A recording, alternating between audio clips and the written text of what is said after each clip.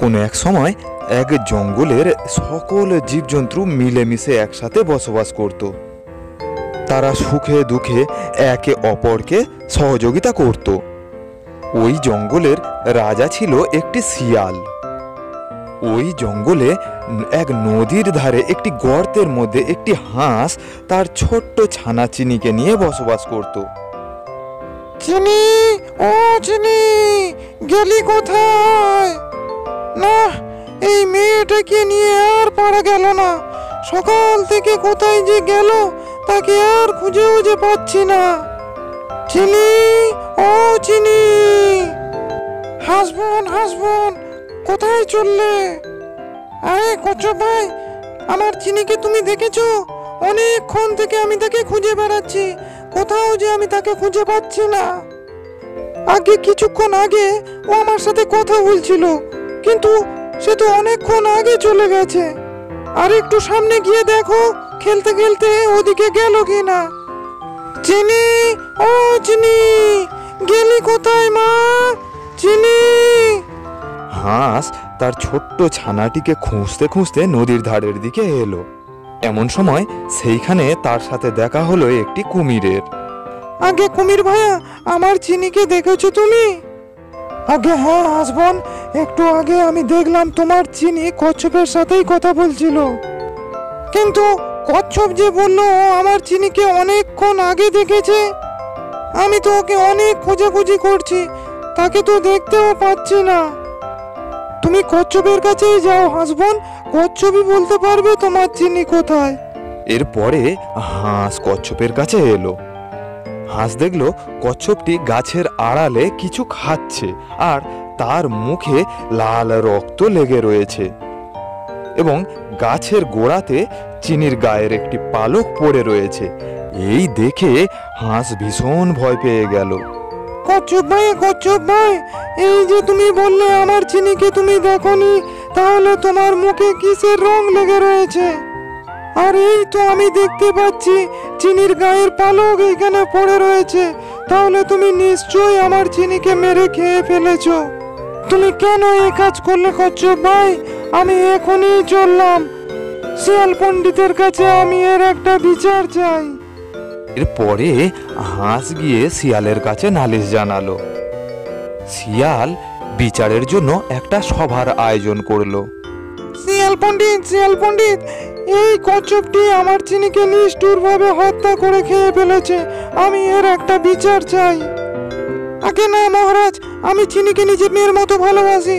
আমি কখনোই তার ক্ষতির চিন্তা করতে পারি না। মহারাজ, আমি যখন কচ্ছপের কাছে যাই ওর মুখে তখন রক্ত লেগেছিল আর আমার চিনির পালক সেখানে পড়েছিল। কচ্ছপ, হাঁস কি মিছে কথা বলছে? হাঁস যখন তোমার কাছে যায় তখন নম্বর মুখে কি রক্ত লেগেছিল আর চিনির পালকও সেখানে পড়েছিল?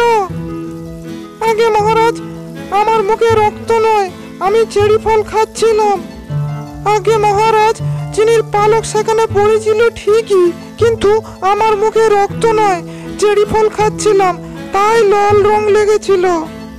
মহারাজ, কচ্ছপ ভয় পেয়ে গেছে, তাই ও মিছে কথা বলছে। ও চিনিকে ক্ষতি করে নিজেই বাঁচবার চেষ্টা করছে। আগে না মহারাজ, আমি তো বলছি চিনি আমার মেয়ের মতো, আমি তার ক্ষতি করবার চিন্তা কখনোই করতে পারি না। আপনি দয়া করে আমাকে একটা সুযোগ দিন, যাতে আমি নিজেকে নির্দোষ প্রমাণ করতে পারি। মহারাজ, হাঁস তো বলছে ও নিজের চোখেই দেখেছে কচ্ছপ চিনিকে খেয়ে ফেলেছে, তাহলে এখনই ওর শাস্তির ব্যবস্থা করা হোক। বিচার সভা তো খুব জোর চলছে। এমন সময় পাশে থেকে একটি খরগোশ বলে উঠল, মহারাজ, কচ্ছপ যেহেতু বলছে ও নির্দোষ, তাই ওর নির্দোষ প্রমাণ করার একটা সুযোগ ওকে দেওয়া হোক। ঠিক আছে কচ্ছপ, তোমাকে একটা দিনের সুযোগ দেওয়া হলো, তার ভিতরেই তোমাকে প্রমাণ করতে হবে যে তুমি নির্দোষ। এরপরে কচ্ছপ চলল নদীর ধারে, যেখানে চিনির সাথে তার দেখা হয়েছিল। তার মধ্যে সে চিনির পায়ের ছাপ লক্ষ্য করে যেতে থাকলো। গিয়ে দেখলো যে বানরের বাসার কাছে গিয়ে পায়ের ছাপটা আর নেই।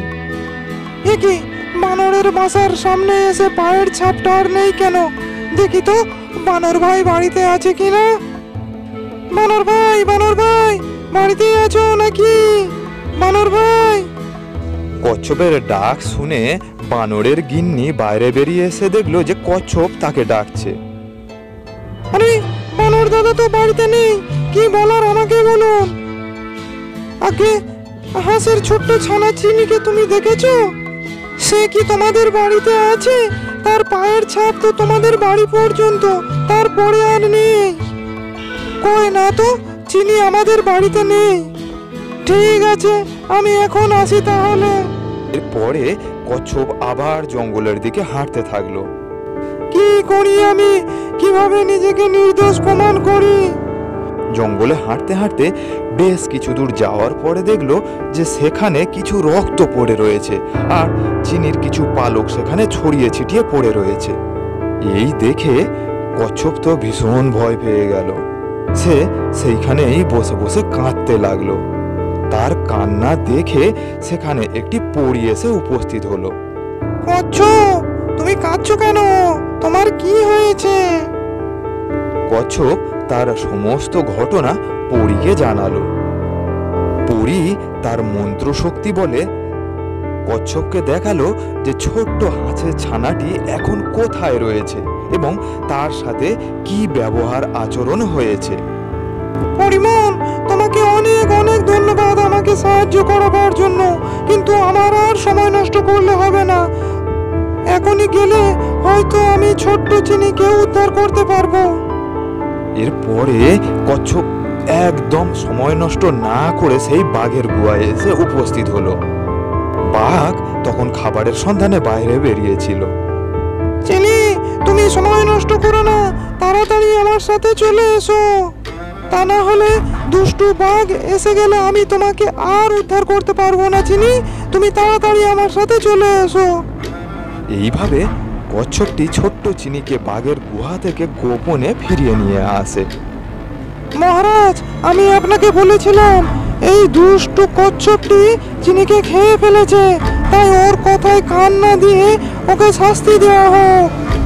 মহারাজ, আমি নই, ওই দুষ্টু বানরটি পাশের জঙ্গলের বাঘের সাথে হাত মিলিয়ে চিনিকে তার হাতে তুলে দিয়েছিল। বানানো কথা বললেই হয়ে গেল। তোমার কাছে কি প্রমাণ রয়েছে যে চিনিকে আমি বাঘের হাতে তুলে দিয়েছি? মহারাজ, আমি অনেক কষ্ট করে সেই দুষ্টু বাঘের গুহা থেকে চিনিকে উদ্ধার করে এনেছি। চিনিমা, তুই কোথায় গিয়েছিলিস? চিনিমা, মা, ওই বাঁদর মামা আমাকে একটা দুষ্টু বাঘের হাতে তুলে দিয়েছিল, আর কচ্ছপ মামা আমার সেখান থেকে উদ্ধার করে এনেছে। মা,